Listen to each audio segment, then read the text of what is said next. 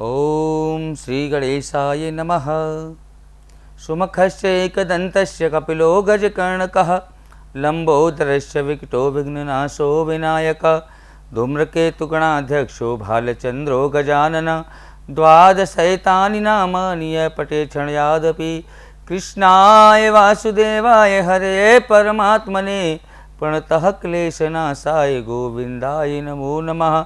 श्री गोविंदाय नमो नमः। राधे राधे। त्रिनेत्र भाग में आपका बहुत बहुत स्वागत है। हमारे त्रिनेत्र भाग कार्यक्रम में आज हम लेकर के आए हैं आपके लिए इस माह श्रावण माह में, अधिक मास में और भी अन्य उपयोगी आपके लिए जानकारियां, जैसे कि एकादशी तिथि कब है, कब व्रत धारण करें, कब इसका पारण करें, कब कितने समय तक इसका व्रत हमें रहेगा, कौन सा मुहूर्त अच्छा है, हरियाली तीज किस दिन है, कौन सा समय हरियाली तीज व्रत कथा के लिए उचित है, कौन सा समय पूजन के लिए उचित है, और अनेक जानकारियां आज हम आपको इस हमारे कार्यक्रम त्रेत भाग में देने वाले हैं। आप हमारे साथ जुड़े रहिए। हमारे YouTube चैनल को आप लाइक करते रहिए, सब्सक्राइब करते रहिए और शेयर करते रहिए। आप हमसे जुड़ेंगे, आपको बहुत सारे लाभ मिलने वाले हैं। आज हम प्रथम बार बता रहे हैं आपको एकादशी, आने वाली एकादशी जिसका नाम विशेष है परम एकादशी। परम एकादशी जिसका हम दूसरा नाम लेते हैं परमा एकादशी, इसको कमला एकादशी भी कहते हैं और इसको पुरुषोत्तमी एकादशी भी कहा जाता है।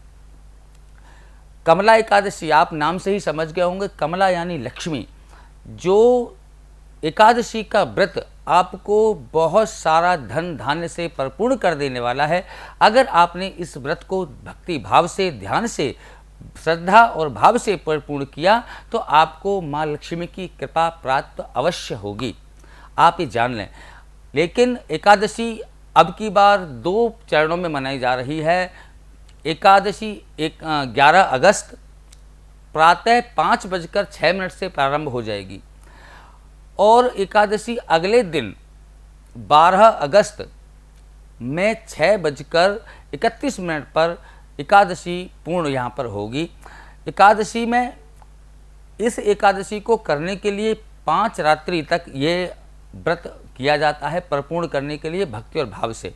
इस एकादशी को हम प्रारंभ कर सकते हैं 11 अगस्त से ही।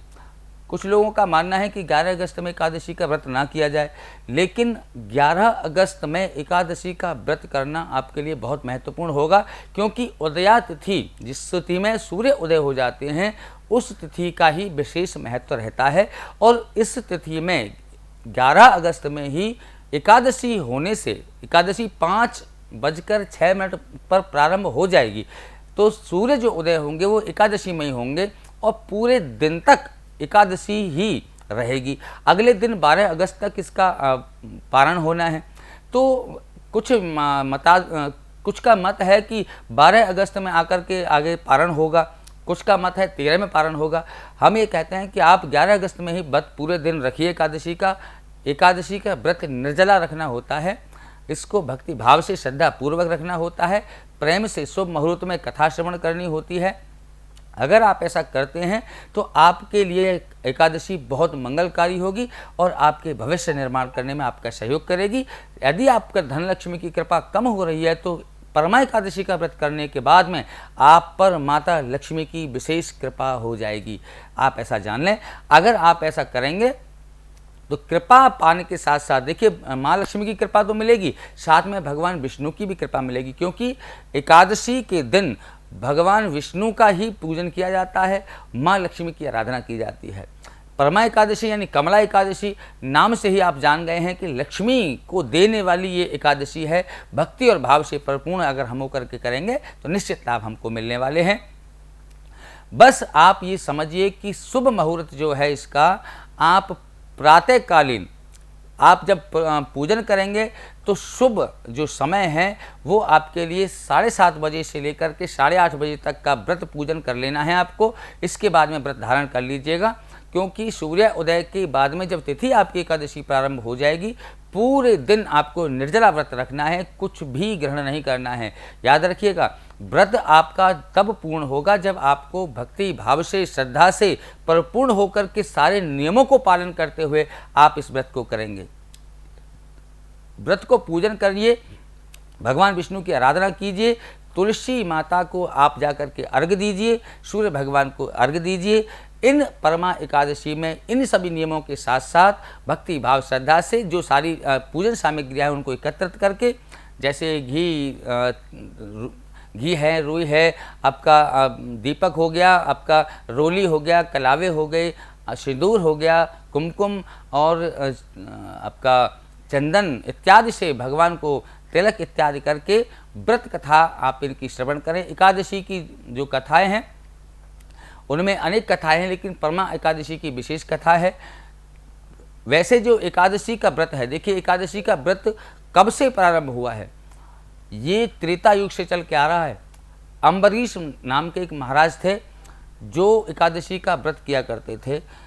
भगवान विष्णु की विशेष इन पर कृपा हुई और एकादशी का व्रत करते करते वो इतने भगवान में लीन हो गए कि भगवान ने उनको अपना सुदर्शन चक्र ही उनकी रक्षा में दे दिया, जिसकी वजह से दुर्वासा ऋषि एक दिन आए थे, उनके यहाँ भोजन करने के लिए उन्होंने निमंत्रण दे दिया। एकादशी का व्रत महाराज अम्बरीश ने रखा हुआ था।